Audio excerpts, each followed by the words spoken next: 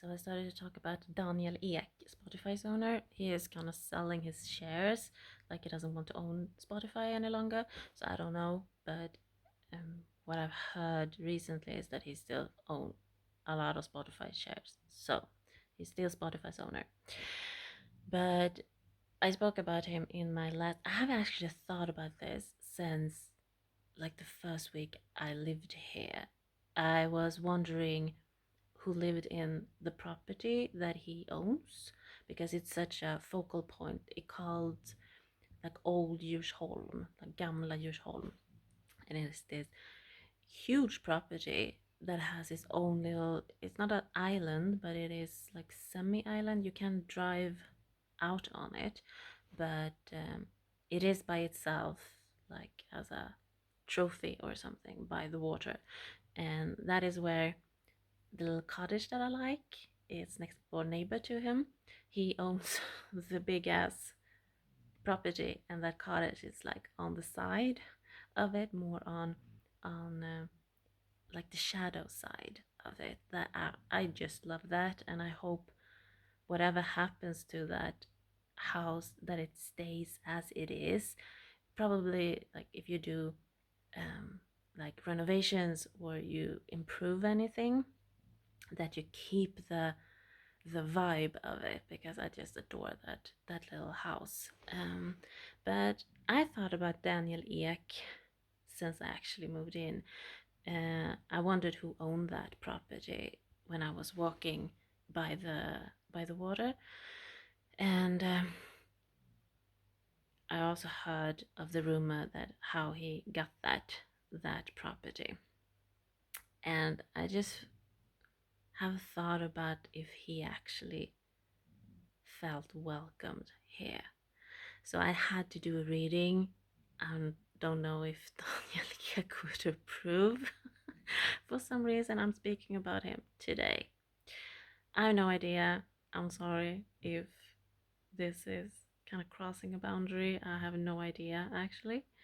I just know that when I feel like I need to speak about something, I do, is no ill intentions whatsoever. So this is not his life. Not I so do not care. This is about the house and the vibe of like him moving to Djursholm, and here you have it. I don't think he felt particularly welcomed here, and I'm so sorry for it.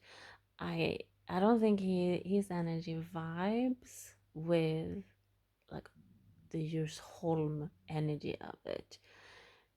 It's like if he and I would start to talk, if I like run into him in at the grocery shop, and I don't know why I'm saying that's like the only place I actually visit here. I should really kind of eat out or do something else, but I can afford it. So grocery shop it is, and everybody goes there anyway. So I don't know if he grocery shops though. I hope he does. It keeps you grounded if you do anything like normal when you have that kind of money. I'm just saying. I think he thought that he would feel that he has kind of risen in status or in, and Djursholm kind of make you feel like no you haven't, or make him feel like no you haven't.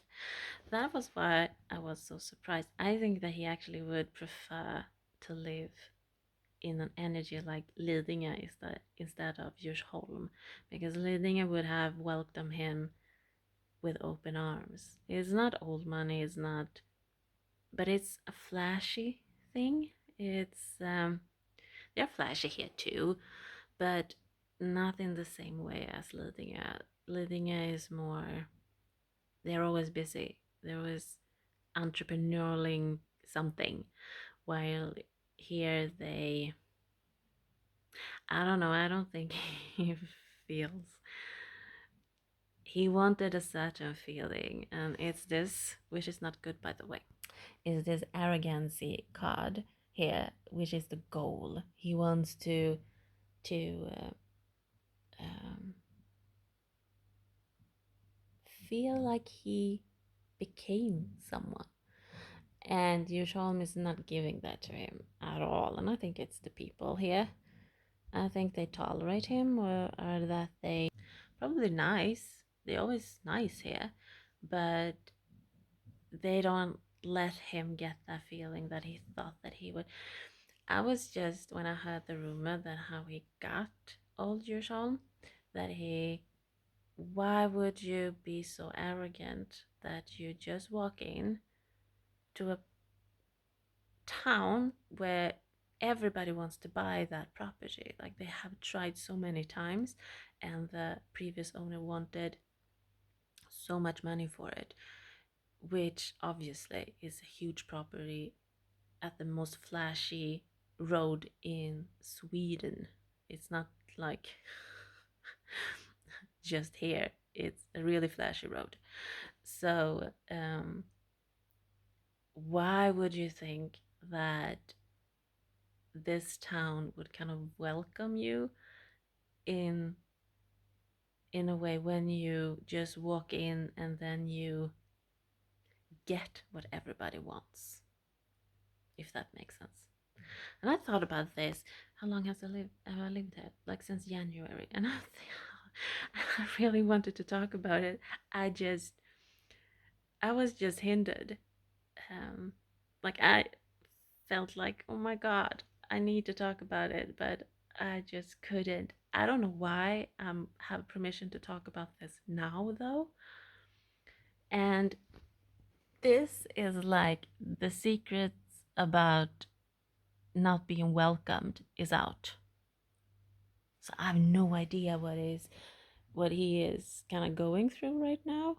He is out in the open. Maybe he's going to start talking about it, but I don't feel like he is kind of the talkative type. And there we have, I have no idea what that is. The truth of something, someone is speaking about it, and it's her job. It's so maybe some kind of a journalist actually asks him, do you enjoy living in that property? Or um, I don't know, does he give interviews? I have no idea. She's doing her job though, um, and it's coming out. Maybe he's starting to talk about like the town and how he kind of feels of the vibe of it, if that makes sense. I started to speak. I'm just like all over the place today. If he and I started to talk at the grocery shop, and he would ask me like if how long I've lived here, and I would say a few months, and he would ask me, do you feel welcomed? And I would say, so much. I love the people here. I vibe with the place. I vibe with like the town feeling, the city feeling of it. And then I would ask him the same. Do you feel welcomed?